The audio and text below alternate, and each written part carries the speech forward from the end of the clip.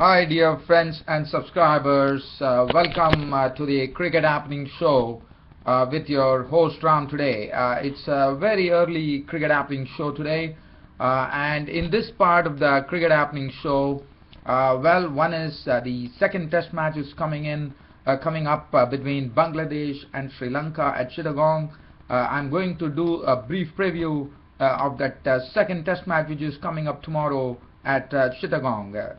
So that is the one thing, and then we will have a brief look at some cricket news which is there today.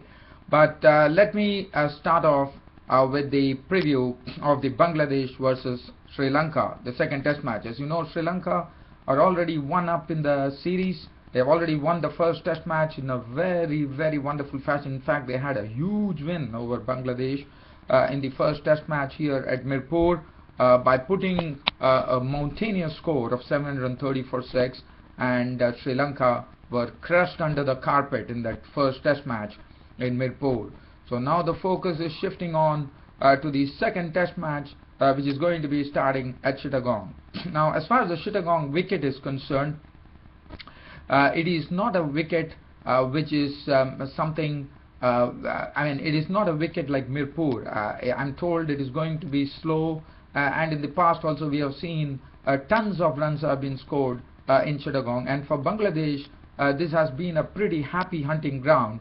One would remember this was the ground in Chittagong where the Bangladeshi captain Mushfiqur Rahim and Mohammad Ashraful, who controversially was out because of some goings on, were the ones who put up a big score on the board, in the sense that they made some highest individual scores, which was pretty big, like 190 runs coming from the bat of Mohammad Ashraful, and also the captain Mushfiqur Rahim putting on a very good knock on the board. As you would remember, that happened in Chittagong. So that's the reason I was saying that Chittagong has been a pretty happy hunting ground as far as Bangladesh are concerned.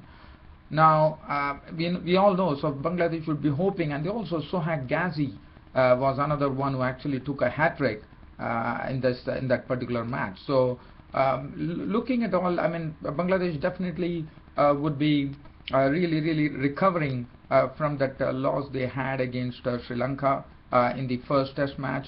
But definitely they would like to put their best foot forward, and one thing that would be going for them, and which they would have a psychological hold over Sri Lanka, is that they have scored a lot of runs. And besides, as far as batting is concerned, batting should be pretty easy on this pitch. As I said, the pitch is going to be playing pretty slow, and it's a flat pitch, so batting is something which would definitely be holding the fort, no doubt about that. Now, well, as far as Bangladesh and Sri Lanka are concerned, both have some very good batsmen. So Bangladesh should be hoping for some change of fortune here in Chittagong. As you know, this is going to be the only they are going to play. I mean, it's only the second test match. So Bangladesh, it's a two-test series. So basically, Bangladesh have to win this particular test match to square the series. Otherwise, Sri Lanka would be taking the series. Now, as far as Bangladesh is concerned, what we once saw is that Tamim Iqbal, Shamsur Rahman, on his debut, he was looking impressive, but once again the problem for Bangladesh has been Tamim Iqbal's batting. Now Tamim Iqbal has really struggled. Now that is very important for Bangladesh, that Tamim Iqbal, I think this is a good opportunity for Tamim Iqbal, because as you yes, before I go into reviewing the Bangladeshi batting lineup and the Sri Lankan batting lineup, what I would like to do is I would like to first give you some interesting information. Now this is something which, as far as Sri Lanka are concerned, there are some injury problems, and that has not come as good news as far as Sri Lanka are concerned, especially considering the fact, in fact, Shaminda Ranga, who bowled excellently in the first test match, is out of it. In fact, both Shaminda Ranga and left arm spinner Rangana Herath are flying back to Sri Lanka. So that is not good news at all. In fact, they are absolutely out of this particular Test series, and that is really not good news at all. So two injuries to Sri Lanka's player. Shaminda Ranga has a thigh strain, and in fact they are going back. So that is not good news at all. So so that is something that Bangladesh would be very happy about, because Shaminda Ranga played a great part in the first Test match, and they are going to be replaced by Nuwan Pradeep. Now Nuwan Pradeep, as you know, did well against Pakistan, United Arab Emirates, so he's getting an opportunity. And then the leg spinner, Ajanta Mendes, the mystery spinner, is back, so he comes in. So Ajanta Mendes is into the team. So these are the replacements as far as Sri Lanka are concerned. But I'm sure with the going of Shaminda Ranga and Rangana Herath, their prime spinner, definitely I would say Sri Lanka are crippled, because in Chittagong, what is going to be important is that it's going to be a flat pitch, so probably it might crack at the end, in the sense on the final 2 days, and spinners will definitely really get a look in there, in the sense they would definitely be definitely be in the picture. But what is more important is that Rangana Herath is a frontline spinner for Sri Lanka, and that is something I'm sure would be crippling Sri Lanka. But Sri Lanka, one thing is there, that they would be absolutely motivated, because they already have a win under their belt. They have nothing to really, they have to really go for it. In fact, they would probably thinking that they could actually defeat Bangladesh in the second Test match as well, to make a clean sweep of this two-match series.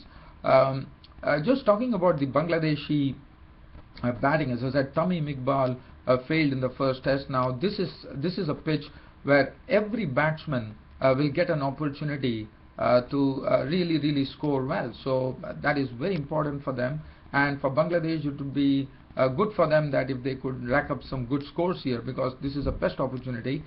Even for Tamim Iqbal, Shamsul Rahman, they have to put up a big opening partnership.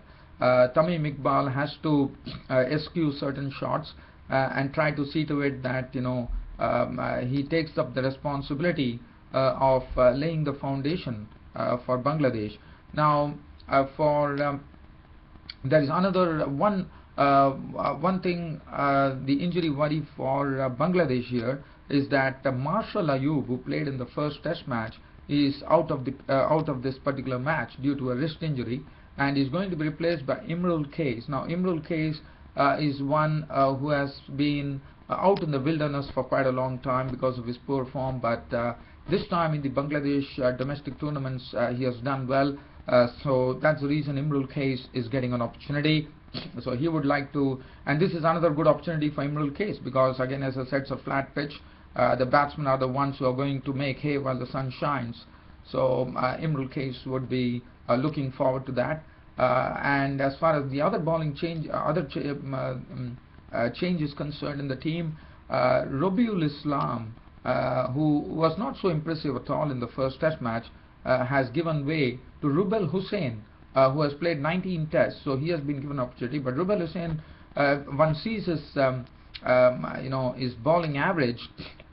Well, he has not done so well, but the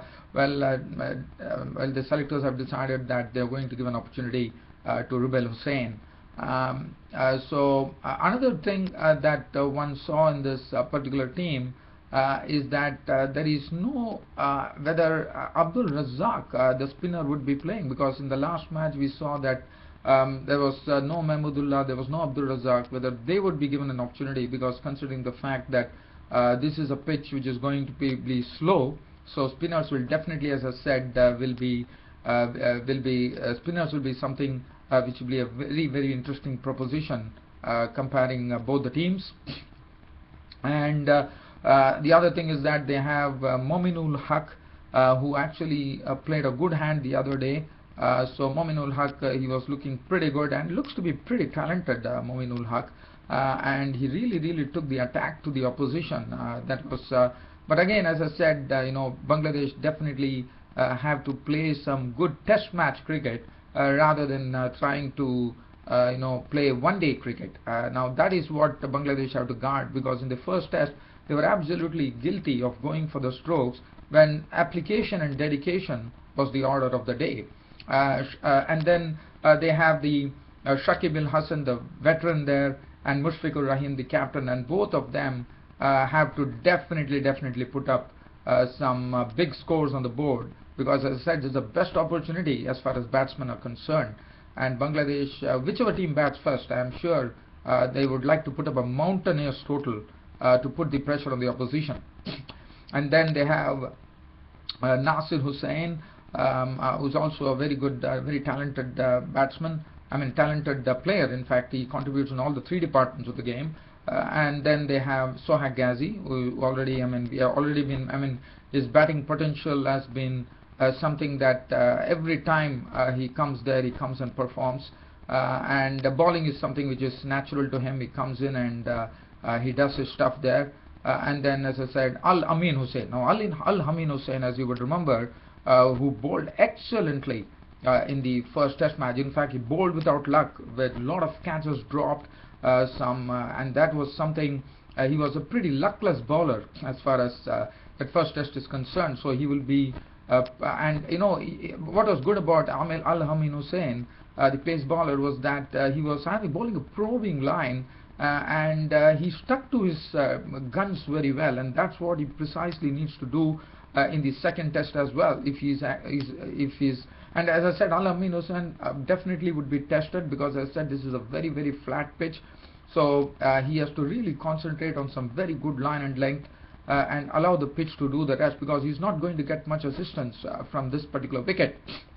And pace bowlers are someone who have to really toil hard on this grassless pitch. So it is going to be very interesting. It is going to be a test of the real patience as far as pace bowling is concerned for both the teams. So Bangladesh, all in all, as I said, if they have to, but one thing is very important, is that they have to take their catches. If they are going to have the same way that they did in the first test, that is not going to really bring them any. It is not going to really help matters for them. Let's look at Sri Lanka now. As far as Sri Lanka are concerned, well, they already had two tons coming in that particular test match, in the first test match, when Sri Lanka put up a total of 730 with Kaushal Silva, who every time he has gone onto the crease has looked very impressive. He looks to be a person who is going to cement that opener spot as far as Sri Lanka is concerned. Kitruwan Vittanage also did a good turn by actually making his getting his maiden test century on his debut, which was great. And also Dimut Karunaratne, it's also Kaushal Silva got his maiden ton in test cricket. And then Dimut Karunaratne, well, he is the one who has to really go for a big one now, because he has been getting his 50s and 60s, but he has to definitely go on and make a big one now, and this would be a best opportunity on the Chittagong wicket. And then the war horses for Sri Lanka, Kumar Sangakkara and Mahela Jayawardene, who really would be just, I'm sure they would be just waiting to actually play on that particular pitch, because batting pitch for these two batsmen, I wouldn't be surprised if both of them go on to some very big scores in this particular test match. But Dinesh Chandimal has always looked impressive. He would be the person who would be enjoying the wicket-keeping duties, and so Dinesh Chandimal also played well in the first test match, so he would like to carry it on further. Angelo Matthews, well, he's a man, as far as 2014 is concerned, I thought he is in some great form. He has been delivering for Sri Lanka right away, and the Pakistan tours did a great job, and once again he has been doing that, whether it is mostly with the bat. He has been really performing admirably well. And then Dilruwan Pereira, we saw that what a good turner of the ball he is, and he also picked up 5 wickets in that particular test match. That was his debut, and he actually he actually picked up 5 wickets, and he bowled superbly. In fact, he's a great turner of the ball, and especially considering the fact that left arm spinner Rangana Herath is flying back to Sri Lanka, Dilruwan Pereira has his task really cut out, and there will be a lot of expectations from Dilruwan Pereira because he has already proved a point with his maiden 5-wicket haul in just 2 tests. It was not his debut, it was his second test match, but he has picked up his maiden 5-wicket haul in his very second test match. And then he would have the support of Ajanta Mendes, who is coming in, and Ajanta Mendes would be somebody who would be not easy for Bangladesh, but one has to wait and watch. And then the pace attack, as I said, the pace attack as far as the Chittagong pitch is concerned is going to be severely tested. It would be in the hands of Suranga Lakmal, who did well, and Nuwan Pradeep, who has come back into the team in the place of Shaminda Ranga. So all in all, it is something, as I said, it's going to be a batting paradise for sure, and both the teams have to really cash in and get. So one wouldn't be surprised if this particular test match ends in a high-scoring draw, because if both the batsmen are going to perform on this flat pitch, well, one could even see a high-scoring draw coming up here in Chittagong.